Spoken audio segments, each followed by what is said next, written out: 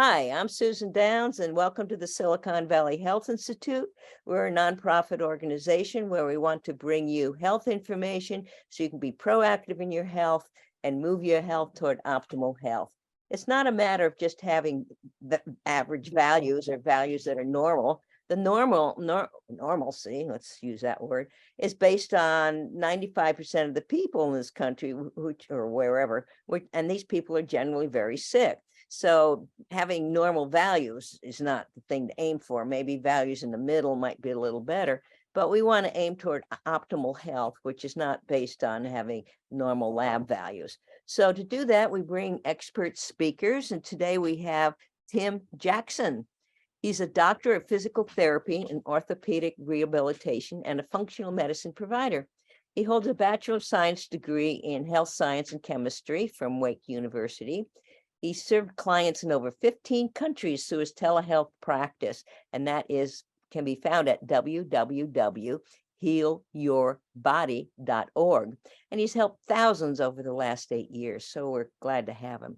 He's the creator of Heal Your Hormones, a boot camp for neurosurgeon Dr. Jack Cruz's membership community, and has contributed to the book Diagnostic Testing in Functional Medicine by Amir Rozek. He's been featured in the Huffington Post, the Bulletproof Executive, Ben Greenfield Fitness podcast, on multiple health and medical summits, and in 2 health documentaries. He hosts the Bus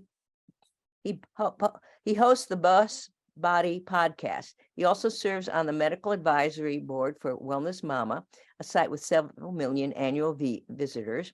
He's available for comment on various functional medicine and wellness related topics such as digestive health, energy, fatigue, autoimmune diseases, and mold toxicity. So welcome, Dr. Jackson. We're lucky to have you. Thank you so much, Dr. Downs. I really appreciate it. I'm happy to be here. I'm very passionate about the mitochondria and how optimizing them can help us become more present and successful in our lives, however we choose to define success. So I titled my slide deck, Mitochondria, the Key to Health and Happiness. Pretty much, in high school biology, we learned that the mitochondria are the batteries of the cells, and that's true, but they do so much more than that. And we're going to get into a lot of detail, but I want to also give you a lot of practical and actionable information. And it's not necessarily the most expensive stuff. A lot of times it's going to be very simple things and interventions to help optimize the health of your mitochondria.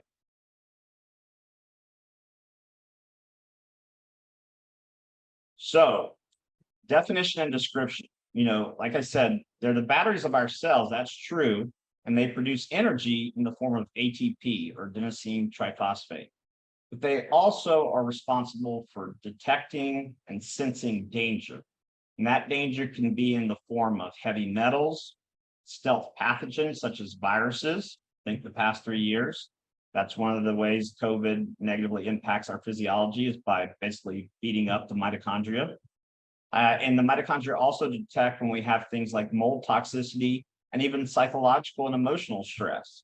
So when that happens, when we have one of those physiological perturbations or homeostatic perturbations, the mitochondria decrease the amount of energy they're producing. And I want you to kind of reframe the way you think about energy. It's not just going to lift weights or run 2 miles. Sleep is a very energy intensive process, which is counterintuitive. You think if you boost the mitochondria that you're going to have difficulty sleeping. And occasionally that's true, but it also usually improves sleep because there's such a high concentration of mitochondria in the brain and central nervous system, which we're going to get into more detail about in just a minute. But the mitochondria, they produce ATP, or energy in the cell, and they detect threats. So this is something called the cell danger response. It's Dr. Robert Navio out of UC Irvine, if I'm not mistaken. He published a paper on this about 6 or 7 years ago, and now it's sort of becoming part of our vernacular in functional medicine. But everyday energy, when we talk about energy and we have low energy or good energy or optimal energy, how does that impact our physiology? Well, when energy is low, your body's going to prioritize all the biochemical reactions that help us stay alive. So there's sort of a hierarchy of needs, if you will. And so our bodies don't know anything about looking good in a bathing suit or, being able to bench press 315 pounds. It knows survival. And so your body's always trying to help you. It's not working against you. And I think that's one of the misnomers that sort of came over from allopathic medicine. And so where are these mitochondria and why should you care about them? Well, they're in every cell of the body except for red blood cells. So you're going to have different concentrations in different tissues of the body. So if we talk about why should you care about the mitochondria, well, if you want to age gracefully, you want to be stronger and have better endurance, be able to have greater memory or improved memory, or increased cognitive prowess, think faster, have better recall. All of those things require healthy mitochondria. And so I think back to my days in cell and molecular biology, and if they would have just told me, how important the mitochondria were and how I could use it to improve my quality of life, I would have had a much more enjoyable time in cell and molecular biology and biochemistry. But it was just sort of this esoteric part of the cells. Yeah, it's kind of important. You don't really know what it does. And that's really it. Just memorize it for the test. But now we have certain therapies and modalities that target the mitochondria that can help us have an improved and increased quality of life and health-related quality of life.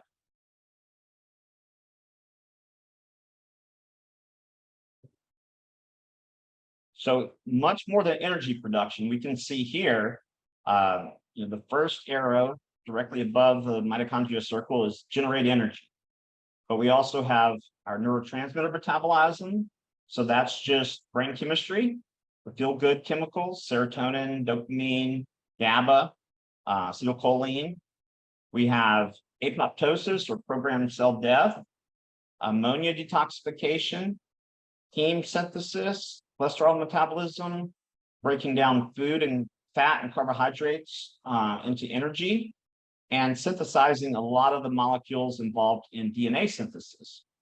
And the mitochondrial DNA, so the mitochondria have their own DNA. So when we talk about, general DNA, that's in the nucleus of the cell, which is in the center. The mitochondria, it does not have that double helix that we know about. It actually has a circle of DNA. And we used to think we just got our mitochondrial DNA from mom, but now we know that dad also contributes. And that paper came out about 1.5 to 2 years ago.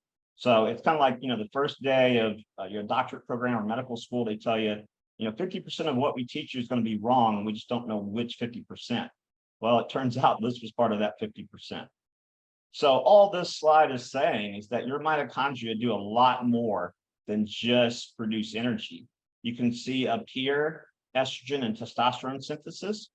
So if hormone levels are low, then if you optimize the mitochondria, in general, everything else being the same, that will improve your hormone levels. Now, it's bidirectional, meaning it can go either way, but you can never go wrong by trying to optimize the health of your mitochondria.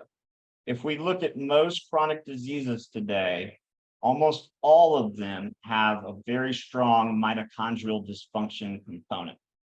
Now, if you ask a traditional allopathic doctor about the mitochondria, they're going to say, oh, well, did you send the patient for a muscle biopsy?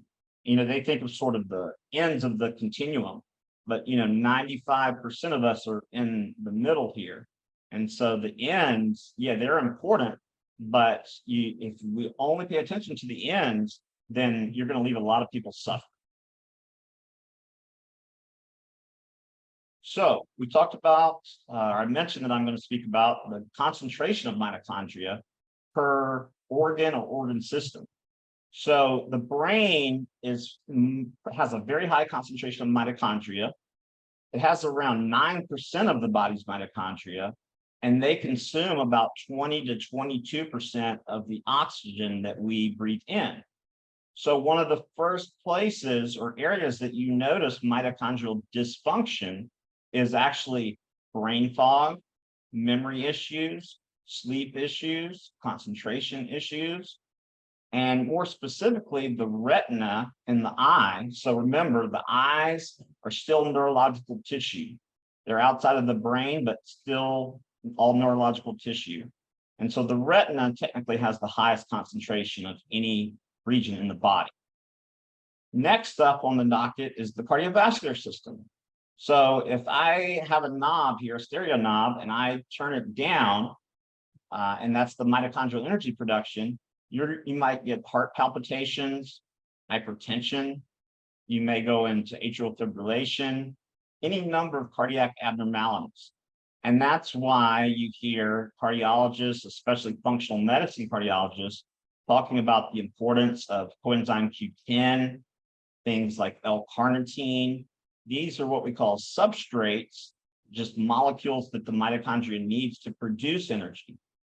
So our bodies make coenzyme Q10, but when we're under stress, the body stops producing as much. And so supplementation can be helpful.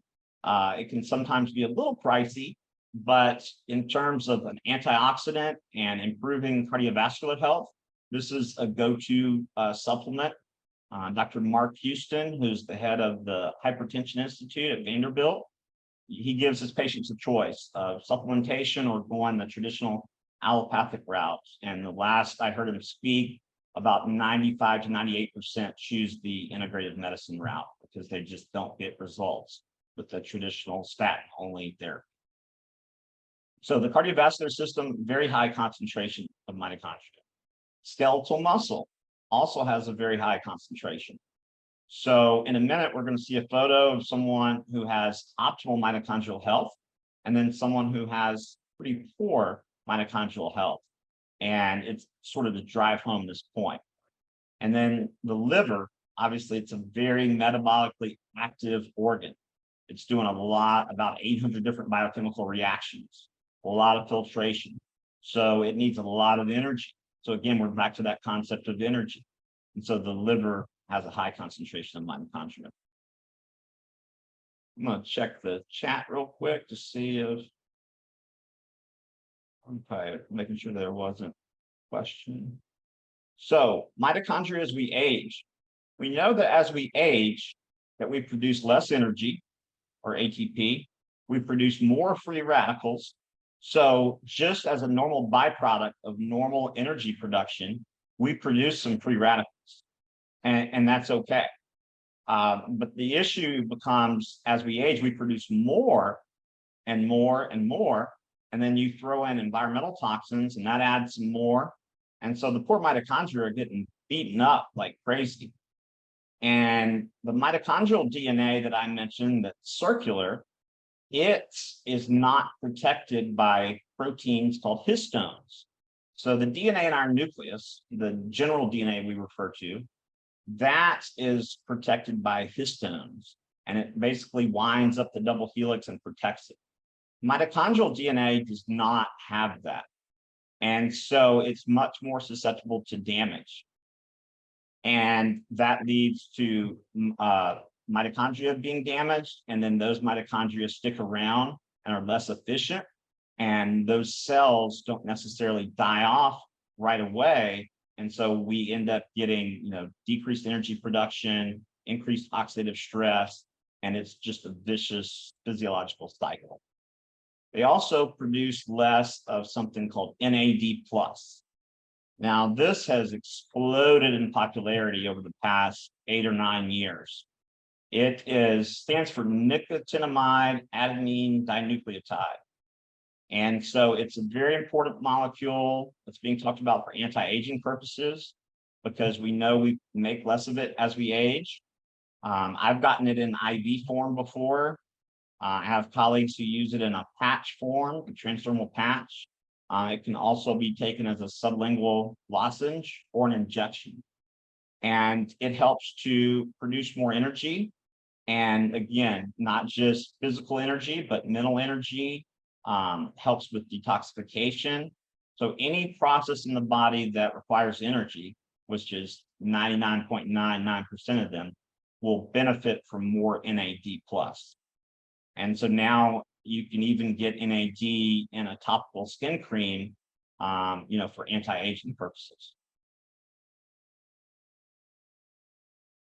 So here, let's talk about someone who has optimal mitochondrial health. Now, you're probably going to read the title down here. Banned British sprinter CJ Ujay cleared of deliberately taking drugs at Olympic. So he didn't take drugs, but the point of this photo is to show you when you have good mitochondria, you're strong, you have relatively low body fat, you have lots of lean skeletal muscle tissue, and you're really fast. Okay, so kind of keep that in your mind as optimal mitochondrial health.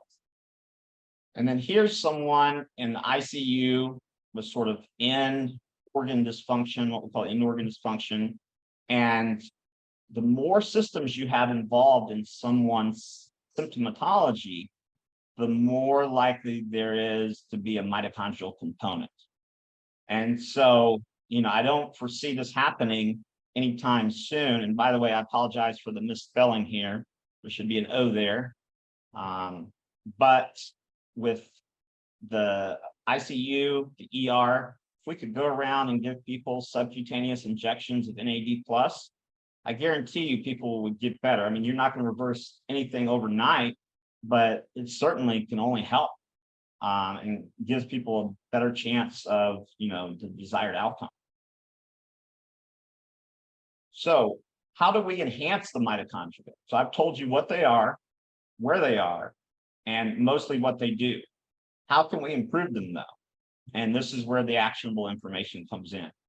So it's really a 3, perhaps 4-step process. A lot of times you'll talk to integrative and functional medicine providers and they'll say, oh, yeah, you want to boost your mitochondria, just take coenzyme Q10, take molecular hydrogen.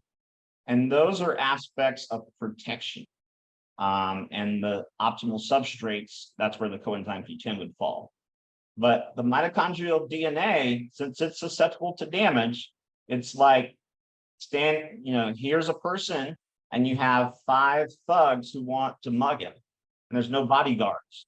Well, we got to put some bodyguards there to protect the mitochondria, help them out. And so we're going to talk about how to do that. It's relatively simple and straightforward. The mitochondria has a separate membrane. It has 2 of them, actually, an inner and an outer mitochondrial membrane. And it uses that inner and outer membrane to create a concentration gradient of protons. And those protons drive, ultimately, the cellular energy production.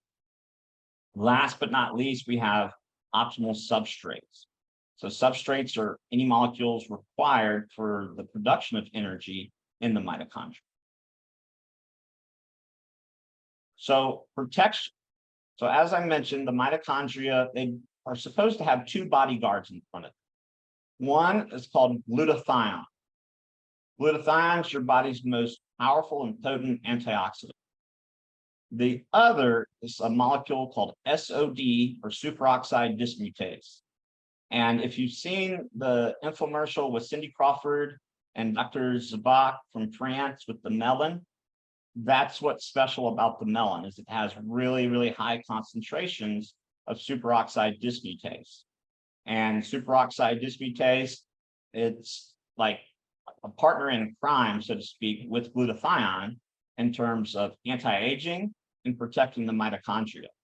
So when we have sufficient glutathione and superoxide dismutase, the mitochondria are better protected and they function at a higher level.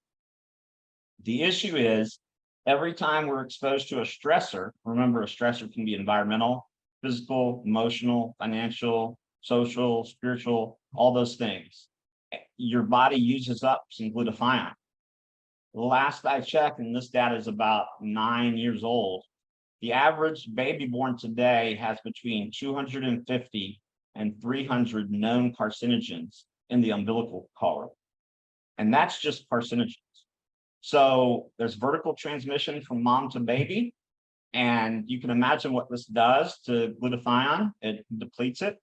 And then every time, every breath we take, essentially, especially if we're outside and if we live near something like an airport or a factory, we're using up more glutathione. And so we got to replenish that glutathione. And then the superoxide dismutase, there are some indirect ways you can go about modulating that. It's easier to modulate glutathione, but we can also modulate superoxide dismutase. And so this falls under the protection category. What can we do to protect the mitochondria from being damaged in the first place? And that's where the glutathione, the superoxide dismutase come into play. Vitamin E is a potent antioxidant, and it doesn't get as much press as some of the others, but it's extremely important for protecting the mitochondrial membranes as well as the overall cellular membrane. So those are ways to protect the mitochondria.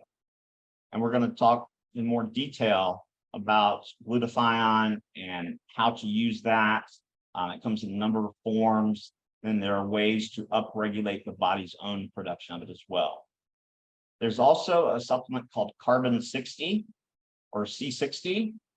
It's been shown in studies on mice to extend lifespan by up to 25%. Now, we know it's a powerful free radical scavenger, an immune modulator, and also just an overall beneficial anti-aging supplement. So that's another option, depending on how many supplements do you want to take, what's in the budget in terms of supplementation. But I want to take a step back and talk about glutathione for a minute. So glutathione can be nebulized or put into a little nebulizing machine and breathed in through the nose. That's going to hit the brain more easily. The brain's very susceptible to free radical damage. And that's what leads to things like Parkinson's. There's a multitude of issues that lead to that, but that's one of them. And so glutathione can also be used transdermally in a cream form in the forearms. It can be used in the shot form, in IV form, or capsule form. So all those forms have their benefits. Obviously, it's not really practical to get a glutathione push every day of your life. So, and that's even for me. I was just at my friend's clinic in Idaho 2 weeks ago, and I got glutathione while I was there. And, it felt great, but I also supplement with it almost daily in the form of S-acetyl glutathione. So it's capital S dash acetyl, ACETYL, glutathione. And there are more and more companies carrying this form of glutathione. The most important thing to remember, so you don't waste your money, is to make sure you take it on an empty stomach. It won't harm you to take it with food. You just won't really receive the benefits you're expecting. But glutathione, not only does it protect the mitochondria, it's extremely important as an antiviral, an immune modulator, and detoxifier. So it's one of those 10-in-1 supplements, I like to call it, because it does so many different things. And anytime we can, kill 10 birds with one stone, I'm all for it. So we talked about the protection aspect of protecting the mitochondria. And now we got to talk about membrane rehabilitation, because environmental toxins, stress, the wrong ratio or imbalanced ratio of fats in the body lead to oxidized lipids in the membrane. And so lipids or fats, when they become oxidized, they can no longer function properly. And so, let me grab a drink of water, excuse me. When we talk about lipids that are oxidized, we can replace them. And that gets into the composition of the mitochondrial matrix, the inner membrane, which is a little less permeable, and the outer membrane, which is more permeable. And like I said, the oxidized lipids, they essentially create energy leaks. So conceptually, you can think of mitochondria as the organelles that take food and turn it into energy. if you're looking at the 30,000-foot view of this. So how do you replenish or rehabilitate the mitochondrial membranes? There's a researcher named Dr. Garth Nicholson, PhD, and he created a product called NT Factor Energy. And it's a blend of mitochondrial substrates along with healthy lipids like phosphatidylcholine to help reconstitute an optimal composition of the mitochondria. And when you do that, they're going to work better.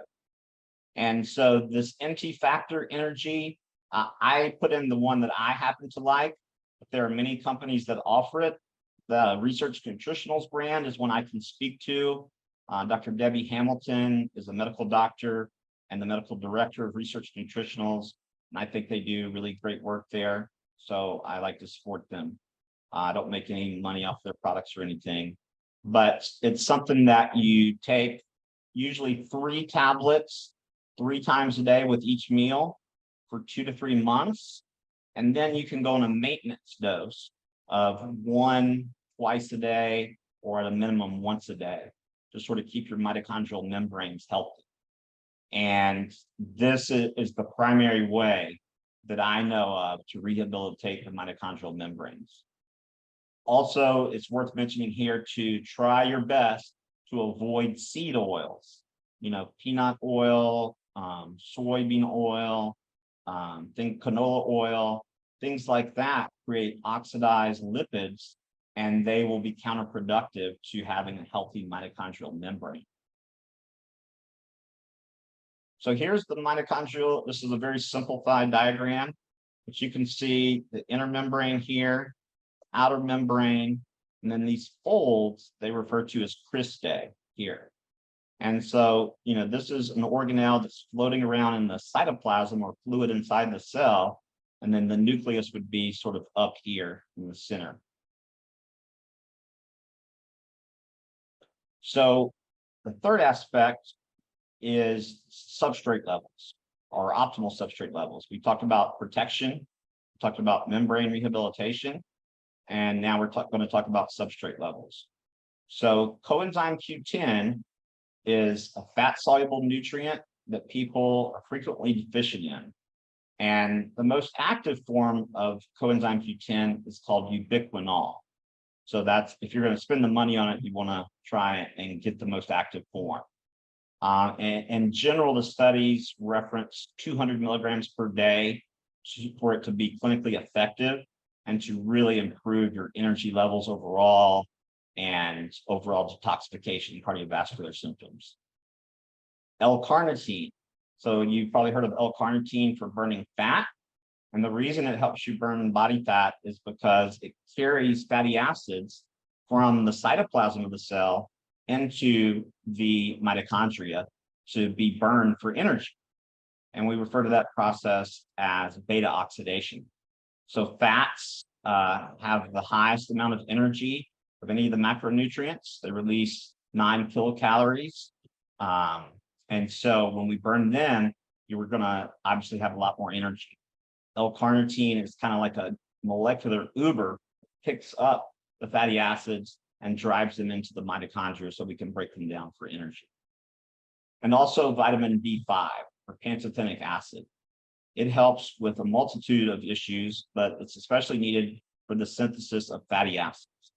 And so in general, I recommend to people a B complex that has, B1 through B12, and B5 just happens to be one that's a little more important, I would say, than the others for mitochondrial function.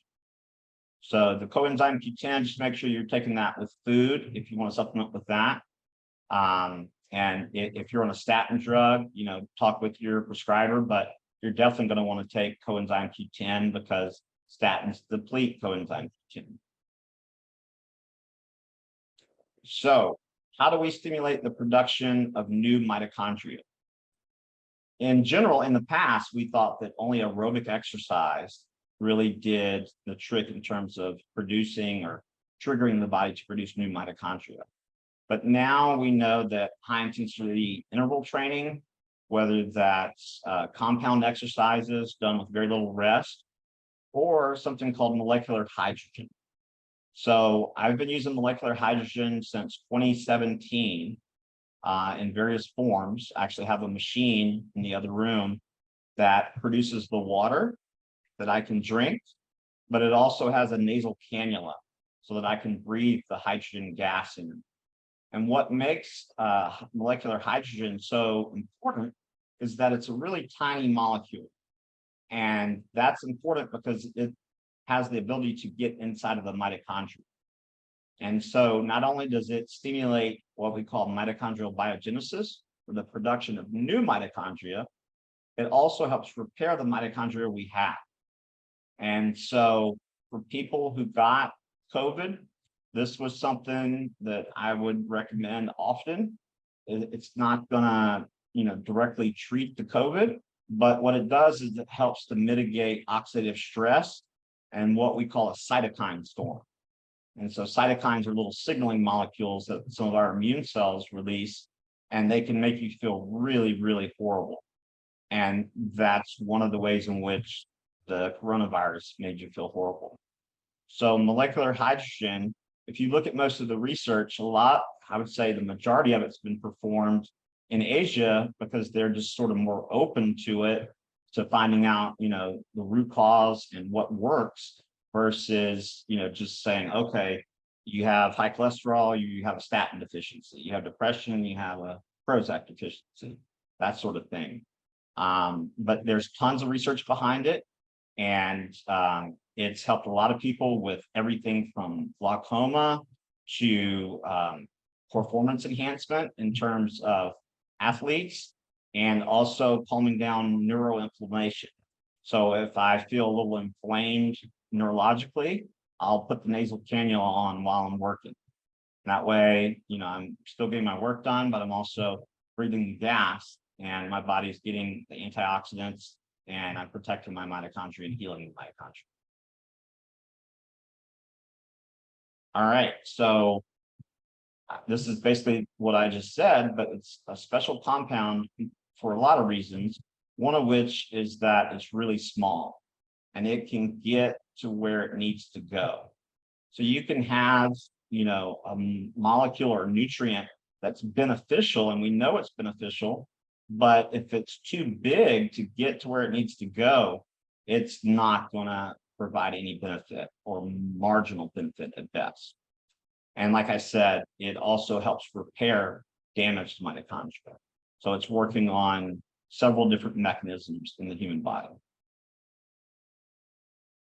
So overall, what are other ways to enhance your mitochondria? And again, why do you want to enhance your mitochondria? So you can be better everywhere from the boardroom to the bedroom. You can have better hormone levels. You can be a better detoxifier. You can get better sleep, junk sleep. You can age gracefully and remain strong. So red light therapy. One of the ways in which red light therapy is beneficial is that it stimulates the mitochondria to produce more energy. Excuse me. And when it does that, it's generally working on a molecule called cytochrome C oxidase.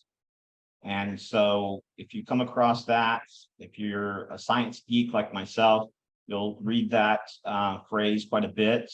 And cytochrome C oxidase is part of a process called the electron transport chain, specifically complex 4. And that's not really practical information, but I know a lot of you like the nitty-gritty details, so I thought I'd throw some in there. So red light therapy is beneficial for recovery from exercise, but I also have a colleague who treats orthopedic injuries, and he uses a number of techniques, but one primary technique is red light therapy. And it's working by stimulating the mitochondria in the skeletal muscles and in the soft tissues to heal at a faster rate. And if the mitochondria work better, everything's going to work better. So red light therapy, we know that it enhances recovery from exercise, but it was originally used in allopathic hospitals for wound care because it expedites the healing process. And, we've kind of gotten away from that. People think that red light therapy is new, but it's really just sort of revisiting something that we've known about. And now we just know it has much broader applications. Something else that is both a supplement or can be used in IV form is called methylene blue. Now, I'll warn you, if you just go to Google and type in methylene blue, stuff about cleaning aquariums is going to come up. And this is where the dose makes the poison. And so when I was at my friend's clinic a few weeks ago, I got an IV of methylene blue. And it was the most lucid and clairvoyant, sort of, if I can use that word, I've ever felt. And so it's used to treat a lot of conditions.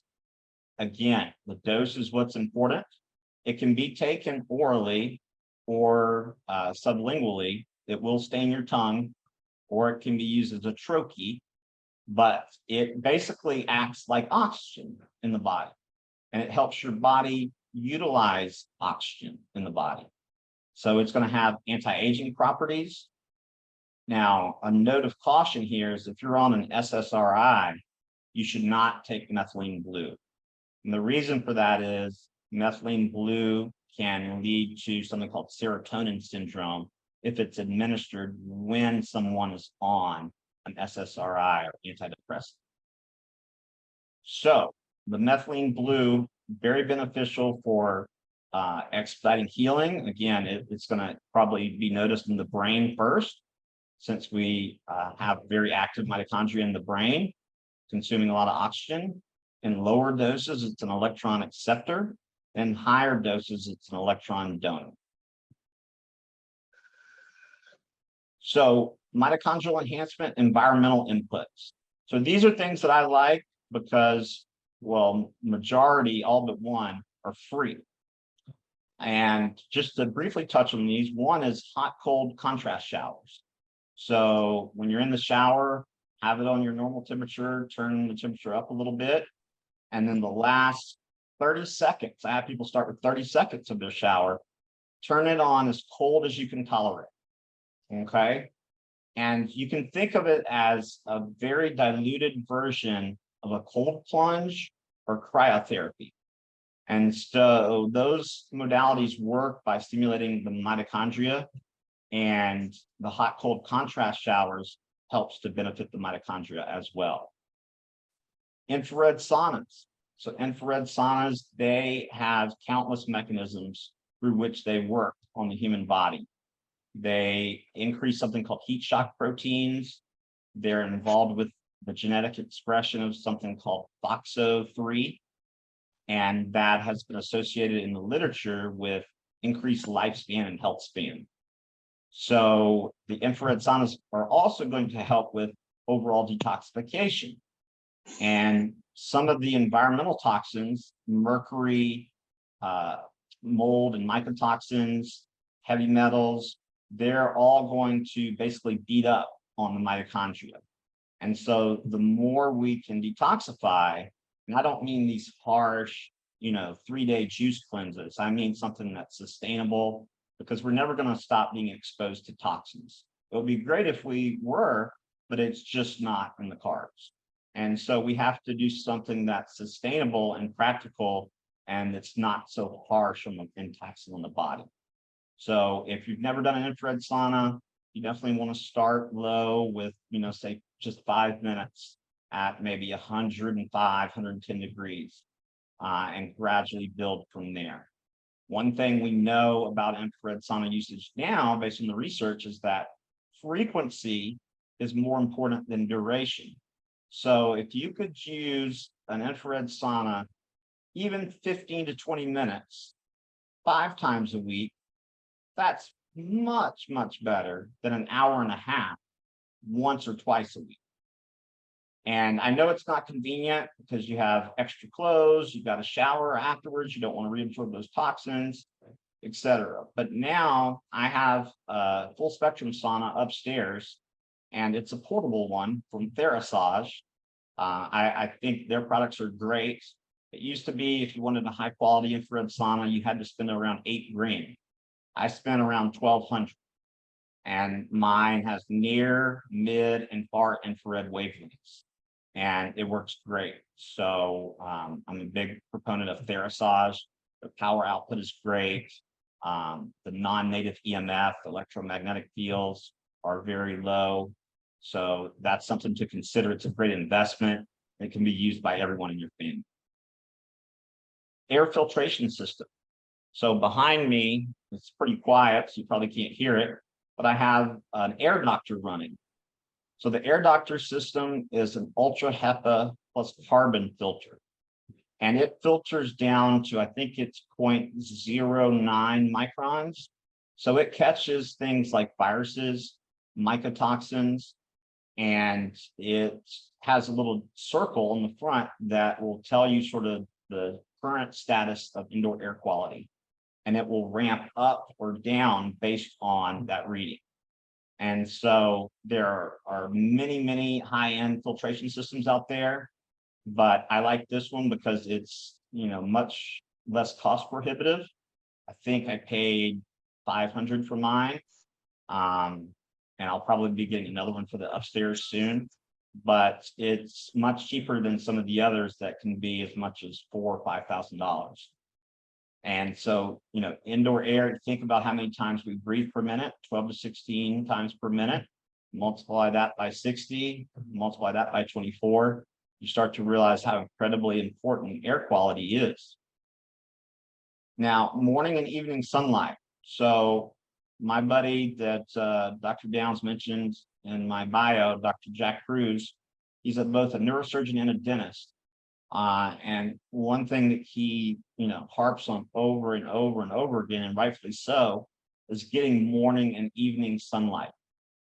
This helps to entrain or regulate your circadian rhythm. So everything in the body works on an ebb and a flow.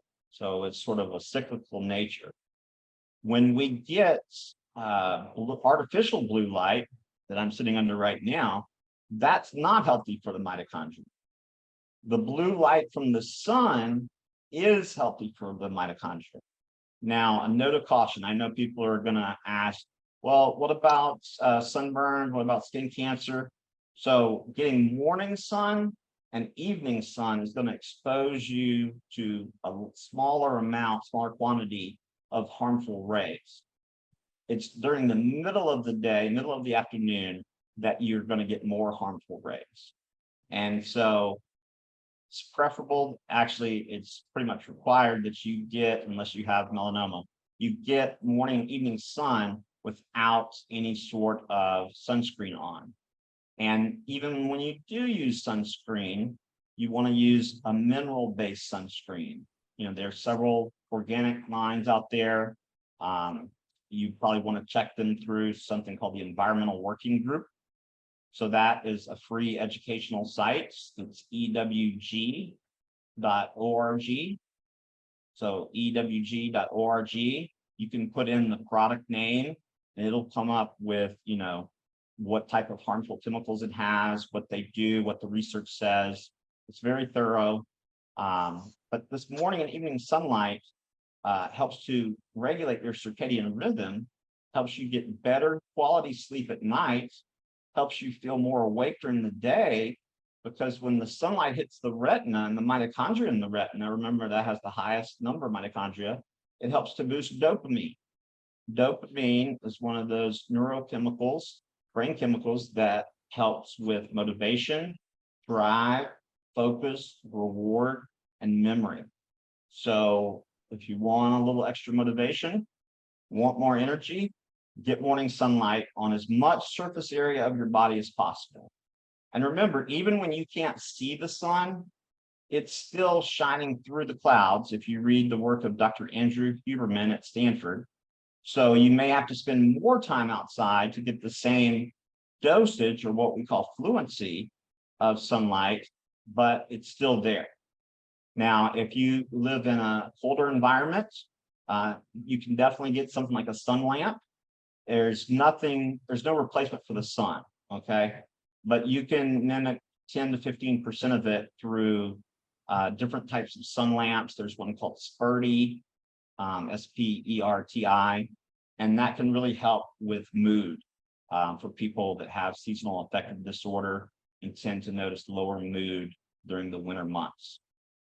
So we talked about hot, cold contrast showers, infrared saunas, air filtration systems, morning and evening sunlight. And guess what? While you're outside getting your morning and evening sun, I want you to use bug spray on your feet and ankles, but I want you to walk barefoot in the grass. Okay? Now, you're probably saying, well, this Dr. Tim guy, he's gone off the deep end. This is total quackery. But actually, it's not. It's something called the Schumann resonance. So the Earth has its natural hertz. I think it's 7.8 something hertz frequency. And that helps to add electrons to the body. And basically, if you've ever been outside after a rainstorm, you have probably felt a little bit euphoric or an improved mood and cognition. And that is from the addition of electrons and ions in the air. So walking just 10 to 15 minutes on barefoot on the ground will help to add electrons to the body. And when you do that, it's anti-inflammatory. This is anti-inflammatory, and it's going to help improve your energy. So supplementation. Some of these we covered already. Some of these we haven't, but molecular hydrogen, if you've never tried it and you don't want to buy a machine until you know that it's going to help, there are tablets that you can get from a myriad of companies out there that you dissolve in water. And you keep the top on because you don't want the concentration to decrease or diffuse. And you drink the water on an empty stomach. And you can try that out for anti-inflammatory purposes, improved recovery from workouts, if you're healing from a surgery or medical procedure, or addressing any sort of health imbalance, it can be beneficial. And if you try it and it works, then you can look into a machine. The machine I have, I paid a little less than $2,500 for it, and it was worth every penny and then some. You know, I can breathe the gas, I can drink the water, and it's a very potent anti-inflammatory. So that's going to also boost the mitochondria in terms of helping with repair and regeneration, but also it's going to stimulate, the production of new mitochondria as well. And that's one of the things that makes it so powerful. It's working on so many different levels, in addition to being very potent anti-inflammatory. NAD+, so we talked about this earlier, can be taken orally, by injection, or used transdermally. And so this is something that if you haven't tried, you can try the sublingual lozenges or the troches. You could go in for an infusion. That's obviously a little more pricey. Or if you have a functional medicine provider with prescribing privileges, they can write for some subcutaneous, just under the skin injections. And that helps with sort of creating a calm energy.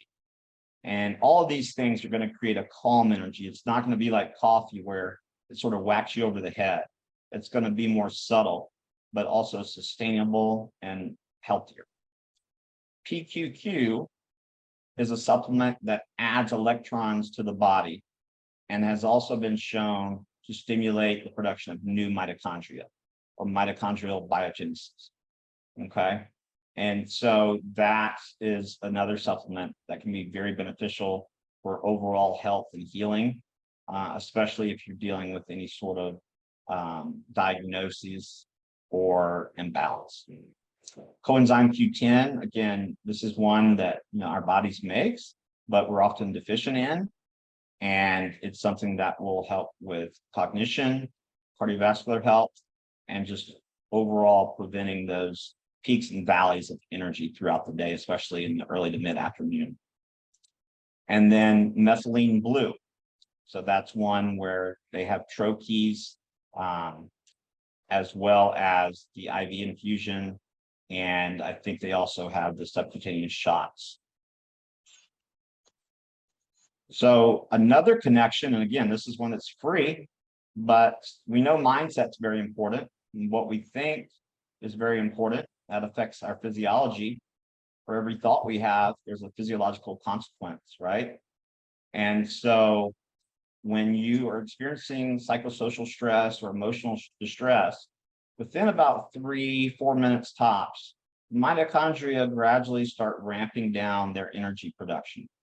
And that's because they sense or detect a threat. And so you can do all the other things and they will be helpful. But if you don't work on mitigating stress and working on a positive, healthy mindset, you won't receive the optimal benefits from the supplements and other therapeutic modalities. So another reason why we need to mitigate stress. So let's sort of summarize and let me tell you what I told you. So everything we do, from sleeping, exercising, thinking, requires energy. And that energy is produced in our mitochondria. So no matter what your health goals are or your life goals are, improving your mitochondrial health will help all of them. Okay, and it'll help you get there faster. And it'll also help ward off disease. It allows you to be more productive in every area of your life.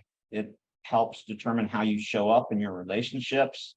It helps you be present for your kids or grandkids, or mom and dad and siblings. And it's also associated, mitochondrial dysfunction is associated with nearly every chronic disease known to man. And so what are you going to do today or tomorrow and the next day to improve your mitochondria? Hopefully, some of the things, we go back, the hot cold contrast showers, the infrared saunas, the morning and evening sunlight, the grounding and earthing, all free, but very, very powerful, especially when you start stacking. So, in order so you don't get overwhelmed, I recommend adding one at a time. And then when you're sort of used or adapted to that, and you've noticed the benefits, start layering in a second one. And then, they're synergistic. So the whole is greater than the sum of its parts. And so these are all things to help improve your quality of life, extend your lifespan, make you smarter, stronger, faster. Any questions or comments? My website is on here. I also have a podcast I started back last August. We're on episode 36, I think. It's called the Boss Body Podcast. And I interview thought leaders in functional medicine and wellness from all over the world. Everyone from medical doctors to health coaches, because we all have an important role to play. And there's certainly no lack of sick people, especially in the United States. So it's important that we all work together. I'm very thankful for this opportunity to present to you guys. I really hope this information was useful. Feel free, if you have questions, to reach out. And I'm also going to check the chat right now. Okay, someone said, just trying the transcriptions troches. One I've been using is liquid by Compass Labs. I like that one. Switch to just showing you rather than the slides right now, because you're much more interesting than a slide. That's perfect. All right. Let me see if I can get okay. So transcriptions, yes, I have not tried that brand, but I have several colleagues who use them and recommend them. Dr. Ted is an extremely brilliant doctor and individual. They have, if I'm not mistaken, methylene blue as well. And I think NAD also. Is there a test to evaluate mitochondrial health? There are a few tests. Well, there's a few different avenues to approach it from. So you can look at something like an organic acids test that will show you B vitamin levels, as well as mitochondrial metabolites like pyruvate and lactate. There's also, and this is in some of the European labs, you can look at the health of the mitochondrial membrane, the levels of superoxide dismutase. And so that's a good question in terms of evaluating mitochondrial health. It's not readily available. There you can look at things like mitochondrial antibodies, making sure you don't have those. You can look at coenzyme Q10 levels, because all of those things are going to negatively impact mitochondrial health. Carbon fiber is used in the pad. Don't know.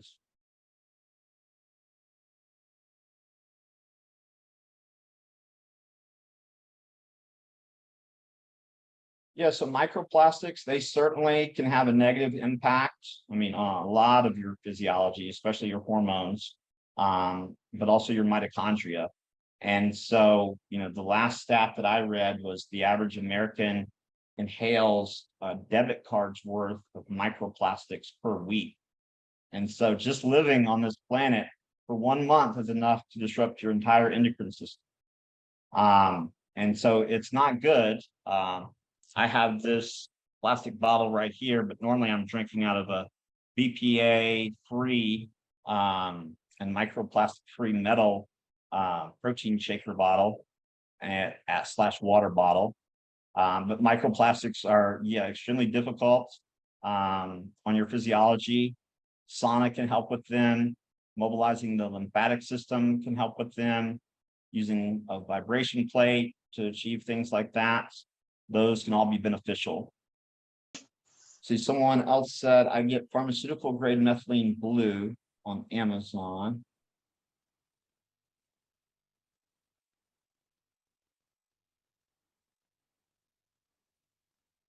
Yeah, IV methylene blue, just to give you guys a heads up. I mean, I've been doing IVs since 2006. And with the methylene blue, you're increasing energy production, right? And when you increase energy production, remember how I said when energy production goes down, your detoxification reactions slow down. Some of them come to a halt. So when you jumpstart them again, you can sort of have a detoxification reaction. So if you're going to do something like IV methylene blue, it may be beneficial to supplement with a binder, like an activated charcoal or a carbon-based binder on an empty stomach about 30 to 40 minutes prior to receiving the IV.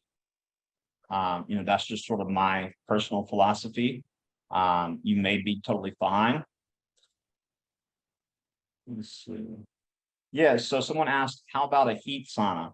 So yeah, so all of these stressors like hot, cold contrast are what we call hormetic stressors, meaning it basically trains your body to adapt and become more resilient. So you sort of press the stress button and then you back off. And a heat sauna does that.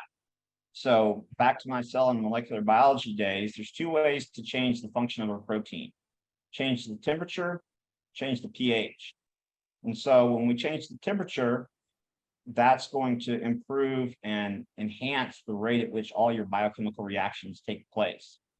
And so when we talk about the benefits of saunas, whether it's just a plain heat sauna or infrared, the heat, it's going to increase your core body temperature and your basal metabolic rate to an extent, and that's going to be very beneficial.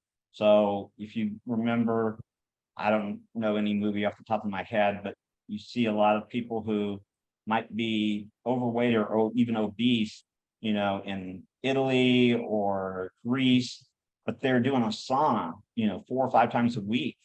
And it has life extending qualities for that gene, FOXO3 expression that I mentioned earlier. I use a powerful near infrared and far infrared light, but it's one would still get if I just place my bare feet on it for 20 minutes per day. So you're putting your feet on the near infrared and far infrared may provide some benefit, but in general, you want to cover as much surface area of your body as possible. And so, I have a Rejuvenators because I bought mine back in 2017. But basically, like some NFL teams, they'll have a recovery room where they have a red light device on all 4 walls. And every 1.5 to 2 minutes, you rotate. So you want to cover as much surface area as possible. Now, I have this guy right here. It's a transcranial photobiomodulation device. And so I'll just turn it on. So there's the red. You can see the red. If I hit it again, that's 10 hertz pulsed alpha. And so this is something you wear on your forehead. I do it almost every morning. And it shines light onto the prefrontal cortex. So that's more specifically targeting the mitochondria of the brain. If we want just sort of general systemic anti-inflammatory and recovery from exercise benefits, we want to hit as much surface area as possible. And so if you can hang your device, your red light box, even if it's a small one, you'll have to spend more time, but the large ones obviously cost more. It's not going to hurt you to put your feet on it. And that stimulates the kidney meridians as well, just like ionic foot baths. So it's not the actual foot baths that's going to contain the toxins.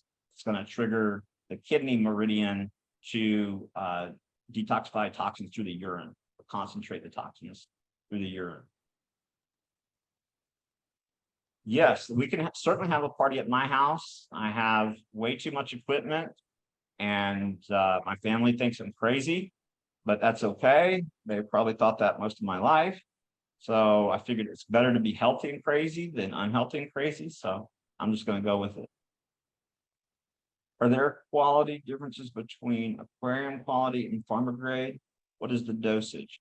So I have never taken the aquarium grade stuff, so I can't really comment on that. And usually it's going to come in doses that would be toxic to humans. Okay. Now IV, so I don't know the max dose orally. IV, we generally don't go above around 40 milligrams. Okay. I mean, there might be some people doing it, but it's generally not safe. And so the troches, like someone mentioned, transcriptions, they have a healthy dosage in it, and you want to go by, what's called the minimal effective dose, or MED. So, and I'm just making these numbers up, but let's say 100 milligrams of this nutrient helps me achieve my goals. Then there's absolutely no reason to go to 200 milligrams or even 150 milligrams. So listen to your body. Definitely don't use the aquarium stuff for internal consumption, and start with, just minuscule amounts. There are liquid drops, that will turn your tongue blue, but you can hold sublingually under the tongue. And that can benefit as well. Do you recommend the nasal red light therapy? So that's a company called V-Light. That's Dr. Michael Hamblin out of Harvard. It's probably working through some indirect mechanisms. I have one that a neurosurgeon buddy of mine gave me, and it's the 810 nanometer wavelength, which can also target pathogens. So it may be that it's doing that, but also red light therapy, no matter where it's used, increases nitric oxide production. So increased blood flow and perfusion. So if you do that in the nose, you're going to get better perfusion to the brain. When my V-Light device did work, I did notice improved, cognition and sort of mental prowess when I used it. Great question.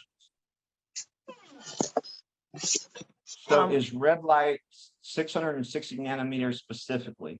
So this device right here, there's two types of this unit called the Titan IR. And full disclosure, I am the VP of medical strategy for this company, but I love the product, and it does wonders. And the app's coming out, and you'll be able to choose certain wavelengths, depending on your individual needs. But the Pro unit version of this goes from roughly 800 nanometers to 1100 nanometers. And so the higher the wavelength, the deeper the penetration. So 660 nanometers has benefits, but in general, you want the broader the spectra of wavelengths, the more benefits you're going to get. Is D-ribose an ingredient of metformin or another diabetic medication or supplement? This says D-ribose. I'm assuming they meant D-ribose. The D-ribose is a sugar that can be used for energy enhancement. Some people say not to use it if you have candida overgrowth or sort of a yeast overgrowth, but it's not part of metformin. Metformin works by improving insulin sensitivity and glucose disposal. And I'm not a big fan of metformin in terms of longevity, and I'll tell you why. It helps, or not helps, but it turns down a series of reactions in your body called methylation reactions. And those reactions are crucial for producing some of our white blood cells, some of our neurotransmitters, and detoxifying a lot of different environmental compounds and chemicals. So I'm a big fan of improving insulin sensitivity, but things like resistance training, chromium, alpha lipoic acid are better options, berberine, in my opinion, than metformin. Oh, okay. So someone asked if I can recommend somewhere that that offers the machine. So I can, and I'm happy to get a discount code and send it to Dr. Susan if you guys are interested. But the name of the machine that I used is called Aqua Cure, AQUACURE. And the gentleman's name, he's a physicist out of Canada. His name is George Wiseman. And I can probably negotiate a discount for the group based on my interaction and professional relationship with him. I like this machine for a number of reasons. One, it's several $1,000s cheaper than the others. Number two, it's technically not just a molecular hydrogen machine. It's creating something called Brown's gas. Brown's gas is a mixture of hydrogen and oxygen. So it makes the water, which you can drink on an empty stomach. A lot of times I'll do that before I exercise and during my workout. Or you can breathe it in through a nasal cannula, breathe in the gas. And that's going to have, more benefits on your central nervous system. And it even comes with a bubbler that you can use. So you can run a bathtub full of water, put the bubbler in there. And George has an employee who was in a motorcycle accident. And, the surgeon told him it was going to be 7 to 8 month recovery period. Well, I don't remember the exact number of months it took him, but it was essentially half or less than half because he used the molecular hydrogen machine every day. And George Wiseman himself wore glasses, I think, from the age of 8 or 9 to 60 something. And then he started using goggles with a tube that connects the molecular hydrogen gas. And he did that for an hour a day for 6 months. He no longer needs glasses. So I have only good things to say about the machine. When you think about the price of the tablets, which, by the way, the tablets, you have to dissolve in water and you have to keep the top on and drink it very quickly. Otherwise, the concentration diffuses and you lose some of the potency. And so that machine, I can definitely work on getting a discount for the group. Hopefully that answers you guys' questions. Okay, someone asked MCT oil and ubiquinol. Yes. So MCT, medium chain triglycerides, derived from coconut oil. Ubiquinol is a form, the most bioavailable and bioactive form, coenzyme Q10. So they are different. The MCT oil can be beneficial for helping you burn body fats, and it can also help the mitochondria to an extent, but different mechanism than coenzyme Q10. Anyone else got other questions? Yeah, there are more questions in the chat, but I'd like to ask, what about some of these mitochondrial supplements like LifeWave, which is a mitochondrial patch, or MitoPure? What do you think of these? Yeah, so I've heard great things about the LifeWave patches. I have not worn them personally, but I know several colleagues who use them. And so, I've ran across too many case studies for it to be placebo. Let's just say that.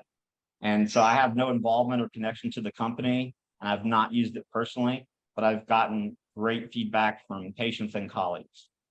The MitoPure is a unique compound referred to as urolethenin A. It's found in things like pomegranates, but it's largely dependent on the composition of our microbiome to turn it into that bioactive form. And who doesn't have disrupted gut flora in today's world? I've been working on gut health since 2005, and I still have disrupted gut flora. I mean, it's much, much better. I mean, exponentially better. But the point being, everyone has a compromised microbiome in today's world. And so the urolethenin A, or the MitoPure, is really good.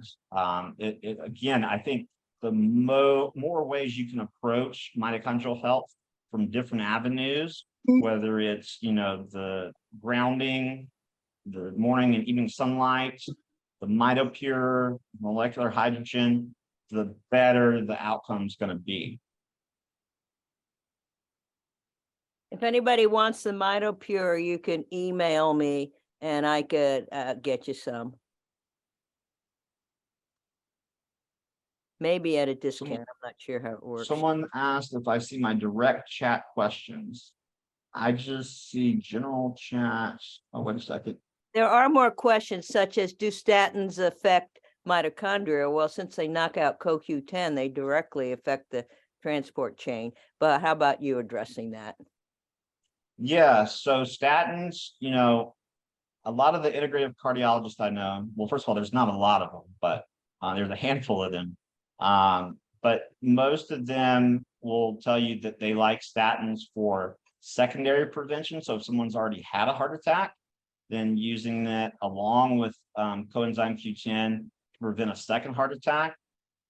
Some of that, in my opinion, is to cover your butt from a medical legal standpoint, because if someone has a heart attack and you get audited or the board gets word of that, you're going to be in big trouble, not because you did anything wrong, but just because they disagree with it. And so we know that 30% of your cell membranes consist of cholesterol. So cholesterol, even LDL by itself, is not bad until it becomes oxidized. And where does that oxidize or free radical damage come from?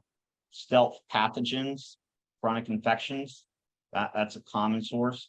Heavy metals, pesticides, mycotoxins, emotional stress. And so if you're going to take a statin, and by the way, most of the papers suggest that there are secondary mechanisms to the statin that are anti-inflammatory in nature.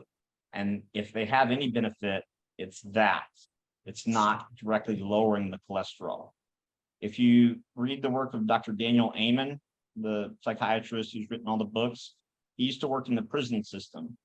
And he said that the prisoners with the most violent outbursts had the lowest cholesterol levels. And so what's a low cholesterol level? Well, I define it, and most people do, anything below 160 for total cholesterol. And there could be a number of reasons. There are certain genetic polymorphisms, certain gut issues that can lead to low cholesterol. But there are things we can do to help, bring it up, because mine was low at one point in my life. I took a supplement to help raise it, and it was like, oh, someone turned the light switch on to my brain. So, that tells you right there. We know that there's an association in the research between statin drugs and Alzheimer's. Now, you're not going to hear that on TV, but that's what the research says. So let's see here. There's another one about D-ribose, and that's the backbone of the ATP. Does taking D-ribose help produce ATP? Does it help perform so you can perform better athletically or cognitively? Let's see, I'm trying to see. Okay, so, well, let me answer this question real quick. So what brand is the red light for the brain? It's called Titan, TITAN-IR. And the name of the company is Medify, MEDIFY.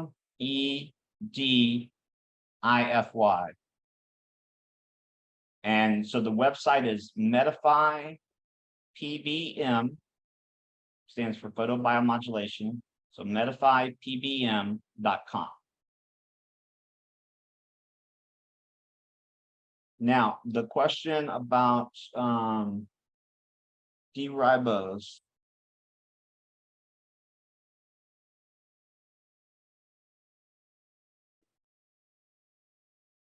So for some reason, I'm not seeing it, but you said they asked, will it directly increase ATP production? Yes, or affect athletic or cognitive abilities. It should. So it depends on what else causing your mitochondrial dysfunction. And usually it's not just one thing. It's, a number of variables. But it's relatively inexpensive, the D-ribose. The key is to take it on an empty stomach.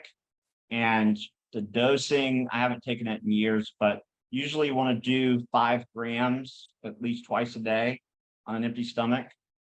And not too close to bed, because even though it's not a stimulant, it can be stimulating.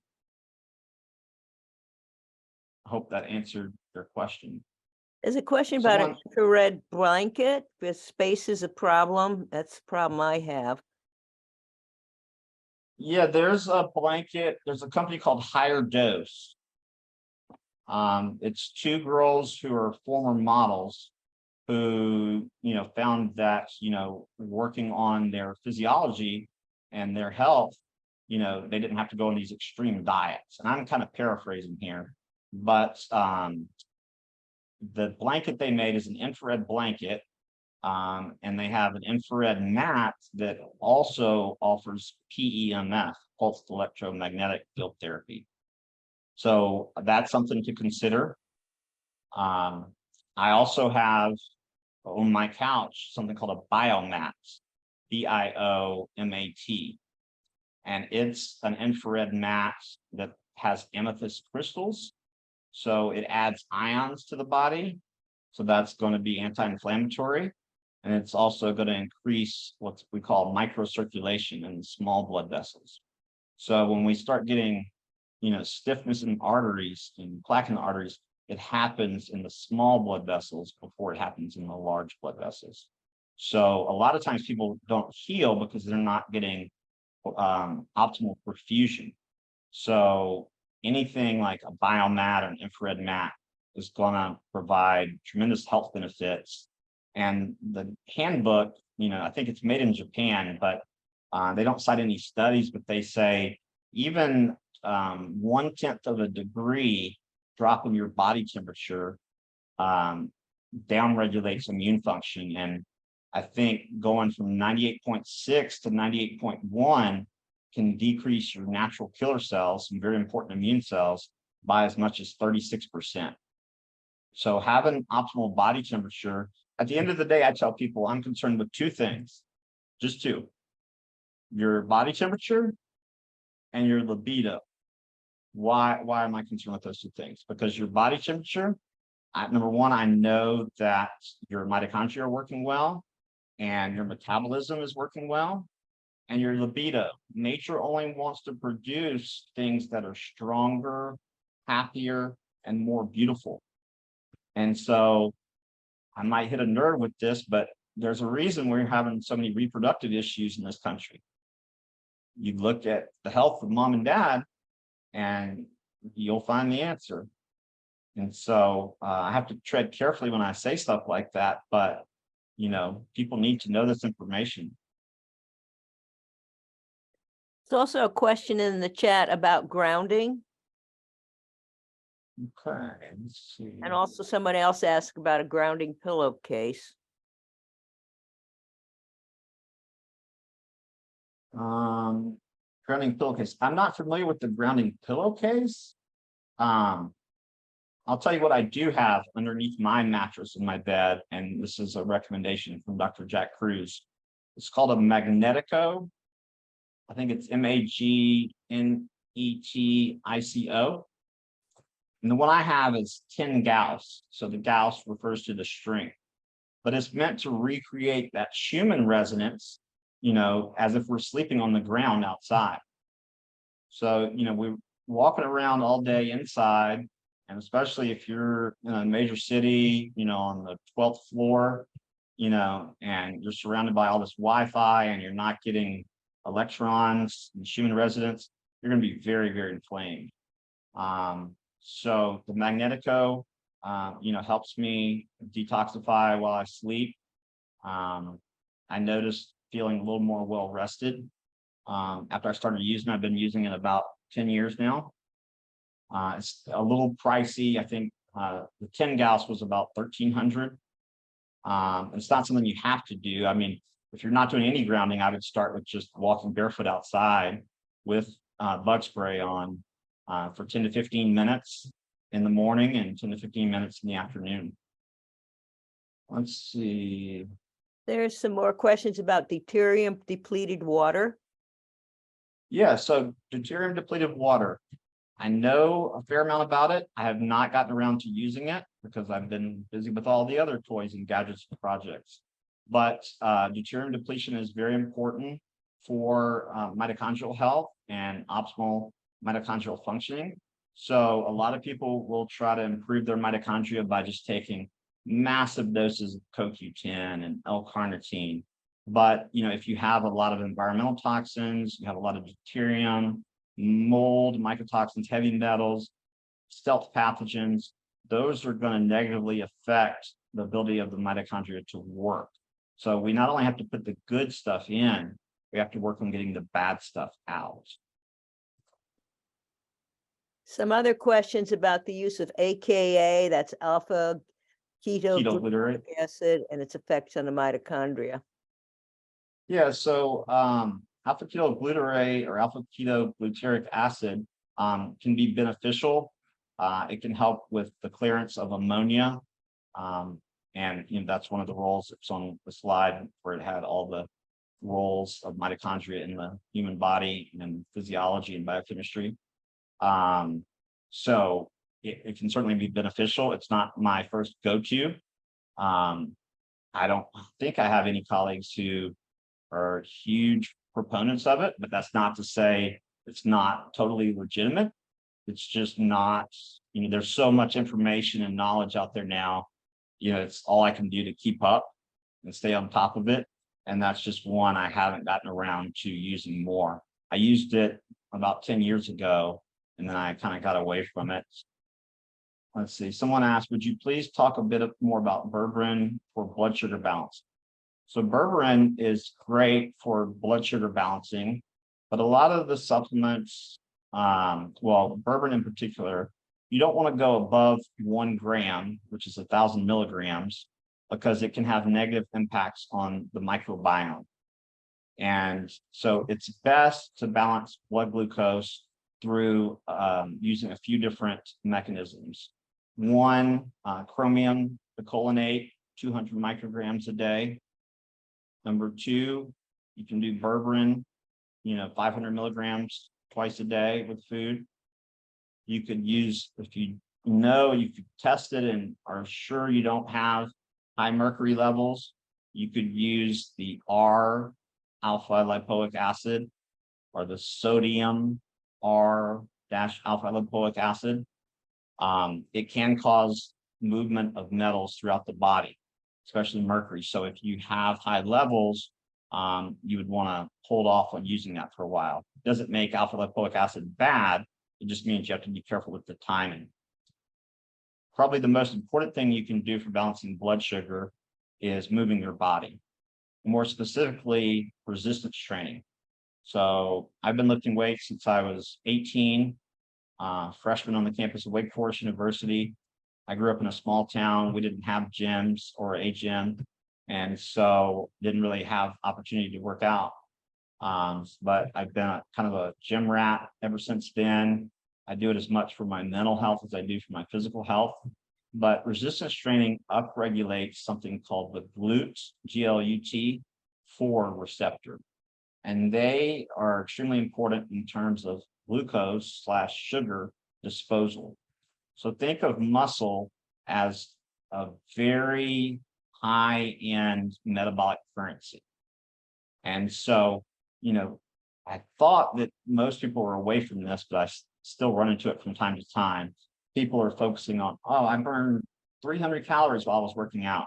It's not the amount of calories you burn while you worked out. It's something called EPOC, excess post-exercise oxygen consumption. So EPOC, excess post-exercise oxygen consumption. So doing things like resistance training and not just light weights, I get female clients from time to time and they say, oh, Dr. Chen, I don't want to get too bulky. And I said, that's kind of like saying, I don't want to get too smart, so I'm not going to read. In general, men have 10 times as much testosterone as women. So, I mean, us men, we have a hard enough time getting muscle. So unless you're just a genetic anomaly, you're not going to get too big. And the resistance training, it specifically is protected to the brain. It increases something called brain-derived neurotrophic factor, or BDNF. And this is something that when you get a concussion or you have a stroke, levels of it decline. I call it miracle grow for your neurons. And so you can have certain polymorphisms in your genetics where you don't produce as much. And so exercise helps to ramp up that production.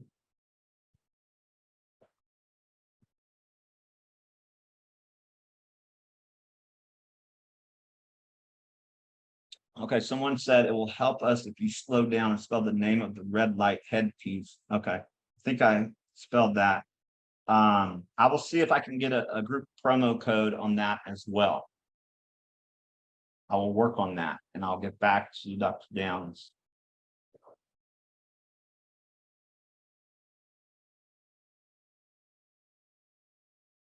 So does the hydrogen water that you drink stay in hydrogen form when you are away from home, drinking from a water bottle that you filled up in your house in the morning?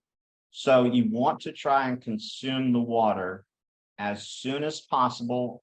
So like if I want to make water, I have to turn it on a different setting than if I want to breathe the gas. And it takes about 10 minutes at this particular setting to make the water.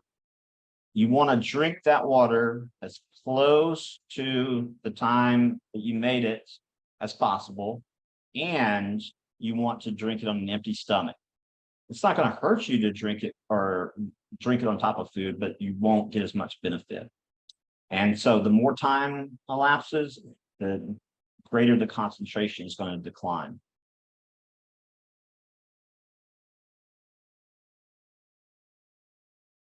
Someone asked me if I see my direct chat questions. I don't know if I do. Direct message. I have no connection with mine up here. I can connect you. No. That I was typed to everyone, and for some reason it went to you. I don't know why. Oh, okay.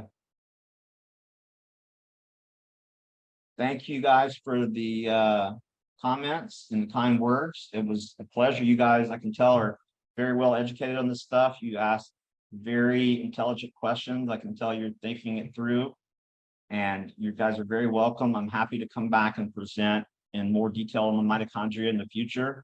I'm constantly learning.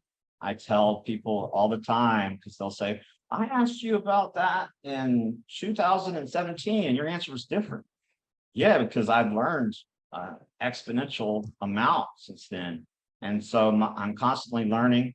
As cliche as it sounds, I know there's so much more that I have to learn.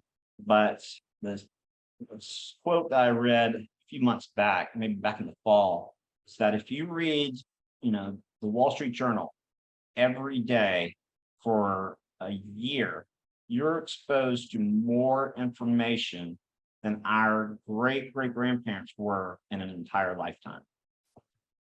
And so you need both a you need both a laser and a funnel.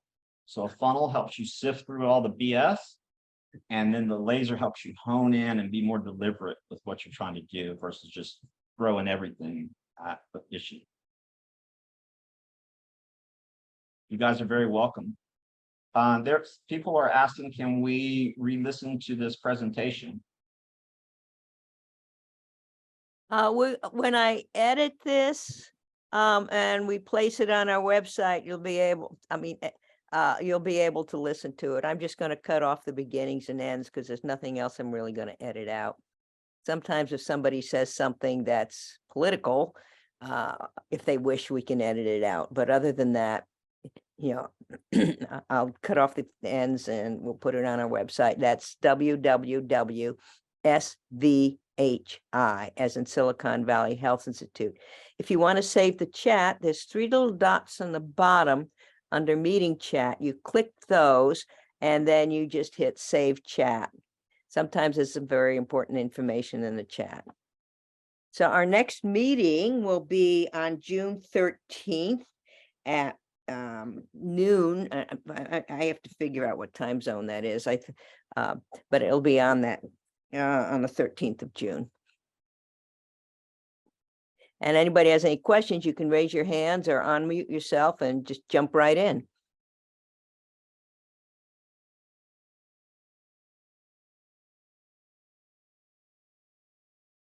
Well, want to thank you so much. What are you drinking? Structured water. Oh, somebody had a question. Yeah, so there's the main question. So thank you for the answer about drinking the hydrogen Brown's gas water in the morning on an empty stomach. But the reality is, after that, the whole rest of the day, I'm away from home and I've got to have a good water to drink from a water bottle. Right now, I put a crystal in my water and I'm buying Vortex water from a store that, you know, in my drinking, and I've got blue glass and it has a great word on it and all those good things. Put in the sun. What's the best way to drink the rest of the day's water, since I know I'm away from home and so many people they're at work, they're in their car, they can't keep drinking Brown's gas water. So what can we do? Yeah, so I have, and again, you know, this would be something you would have to fill up at home, but it's not something you have to make or turn it on a particular setting.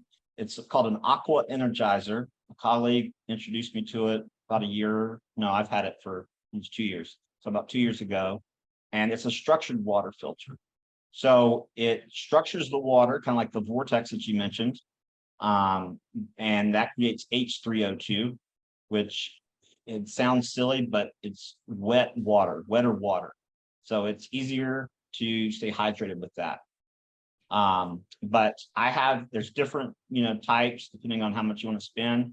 I have the one that's underneath my kitchen sink, and I think I paid like 700 and something, but it's going to last at least 15, probably 20 years. And then I don't have to buy bottled water or distilled water or anything. So I like to fill up a big jug of water in the morning, mix some electrolytes in there, as long as it's a blend of electrolytes with all of them in healthy ratios. Electrolytes are underrated. They're not sexy like hormones or even mitochondria per se, but they're extremely important, right, Dr. Downs? I mean, there's a reason we check electrolytes in patients. They create electricity, right? So we're biophysical beings that we have, really important biochemical reactions, but the biophysics of our environment drives the biochemistry. So to answer your question, structured water with some electrolytes added in. Is that the brand name, Aqua Energizer? Yeah, that's the name of the filter. So it not only structures the water, it's a filter. Now it doesn't filter everything, like especially fluoride, which it's hard to filter, but it does filter most of the stuff out there. And do you have a particular product name for the blend of electrolytes you like to add to it? So the one I get is actually just from Earth Fare, which is a local, it's a southeastern organic grocery store, but it's called Ultima. I think they have it at Whole Foods and Amazon and pretty much everywhere. And it's a powder. It's a good tasting powder with no sugar. Just mix it in water, and it's going to help, toxins get out of your cell, nutrients get into your cell. You mentioned going to Idaho also for IV. I'm not sure where you live, but what's the best way to find out where a good place for getting an IV is if you want to just try it? Can you just walk into some place? For example, the place in Idaho, whatever that was. So if there's some places now, like we even have them here. I think it's a national chain called IV Hydration. There's another one called Fuel something. And I don't know the process because I haven't been in there, but it's like an a la carte menu. But I assume there has to be some sort of, entrance exam in terms of physical examination or blood chemistry, depending on what you want to get done. Like if it's a Myers cocktail, which is a multivitamin in a bag going straight into your bloodstream, then you're probably not going to have any issue getting that. If it's something like ozone or EBU, which is extracorporeal blood ozonation and oxygenation, you're going to need to do some blood work first.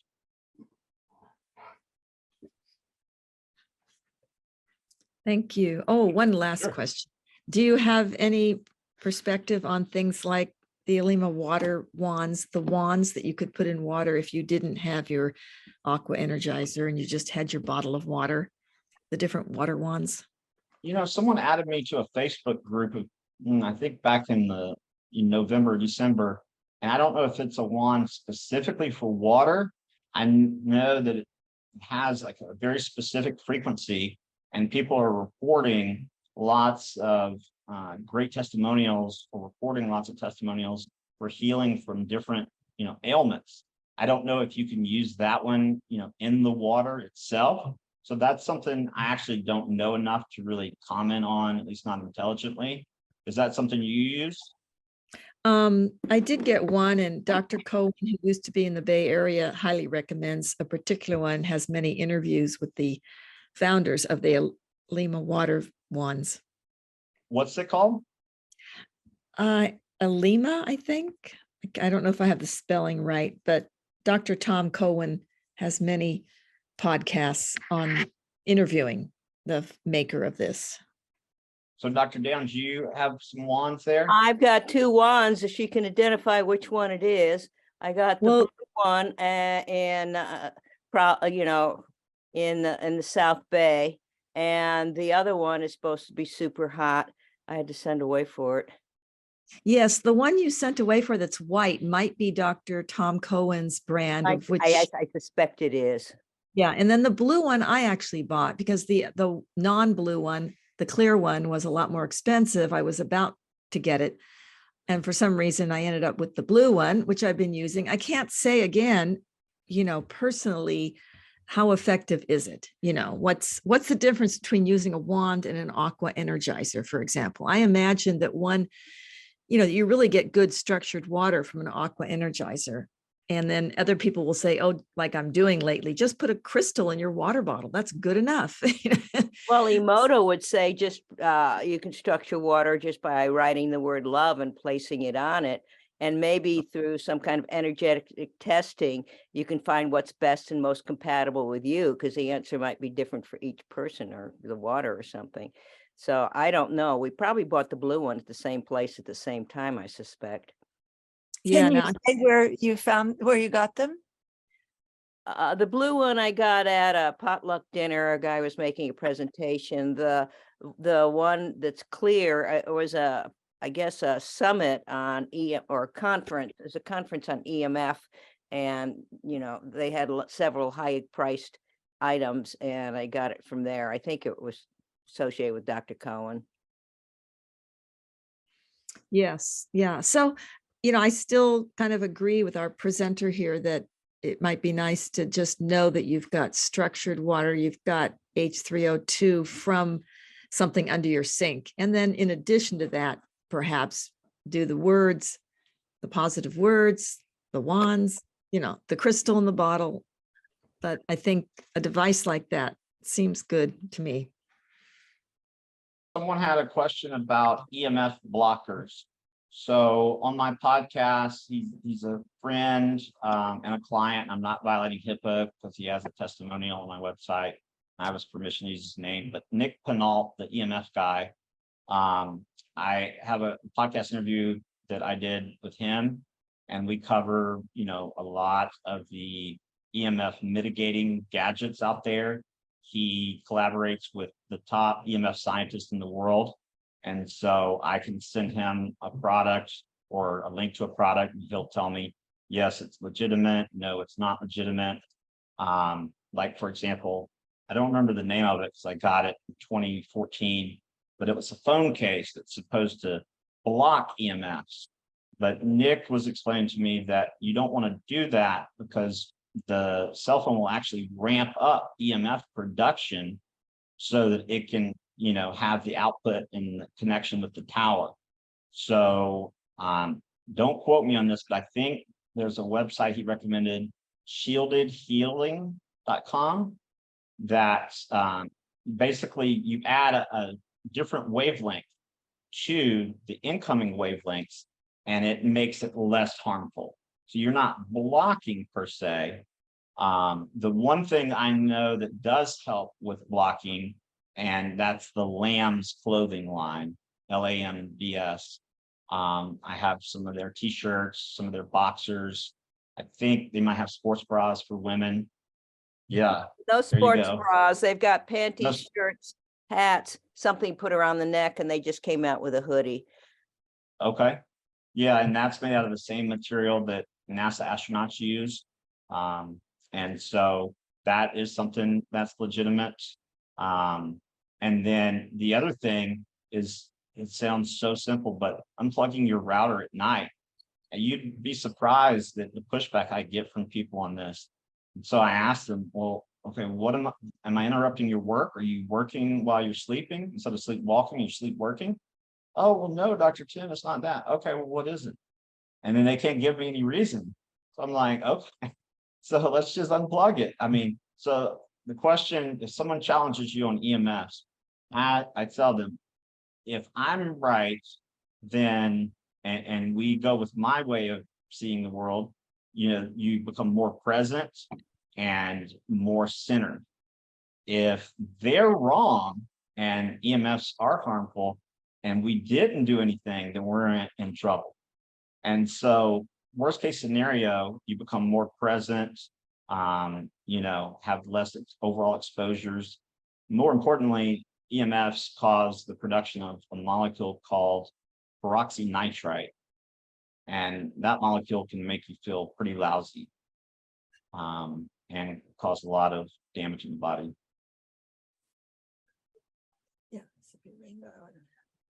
I have one more question. Do you have any experience with the scalar rooms, the EE systems that people are getting quite amazing healings with? I have not had much experience with those. Is that's something people are going to, or they're putting in their house? People do have them in their homes apparently, but most people are setting them up with 12, 16, 24 screens in a room. People are going in there and they have no more MS, no more this, that, and the other thing. Very high level scalar energy. Well, if you think about it, like with PEMF, we're altering the voltage of the body in a positive way. So if it can be altered in a positive manner, it can also be altered in a negative manner. And, we're exposed. I read this several years ago, probably 4 years ago. I didn't write it down, unfortunately, but apparently there's an engineer who wanted to, convey to people the dangers of non-native EMFs, Wi-Fi, 5G, et cetera. And he has an app, and I'll have to see if I can find it, that converts, EMFs into sound waves, because that's much more profound. Because if you can turn it on and people hear, it's much more profound in getting them to realize, okay, this might be an issue. Someone asked me about dosages for carnitine and B5 and the differences between acetyl L-carnitine and carnitine. So the only difference the primary difference between acetyl L-carnitine and L-carnitine is when you acetylate something, as long as it's smaller than 10,000 kilodaltons, then it can cross the blood-brain barrier. And so it's going to help with neurotransmitter production, cognition, focus. L-carnitine, you always want to take it on an empty stomach.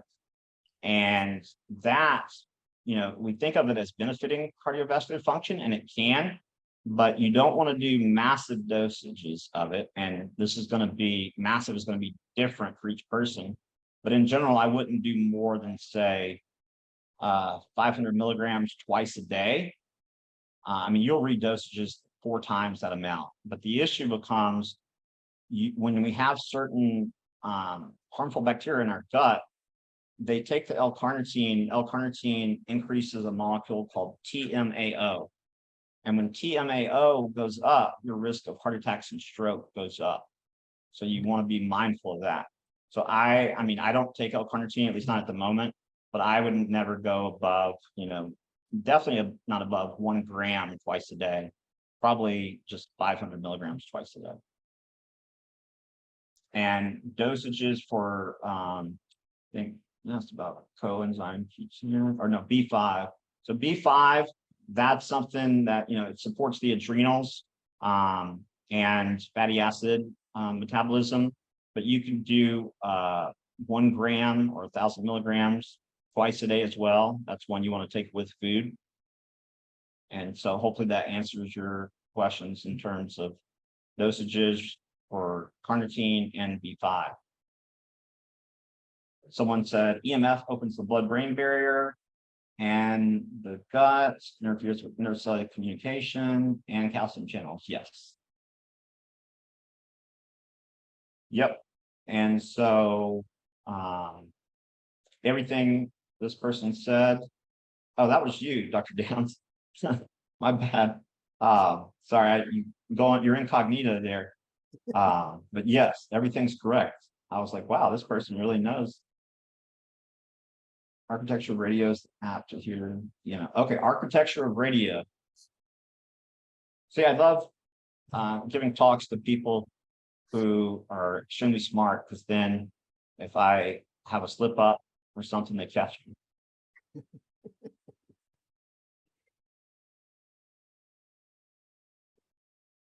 Anything else?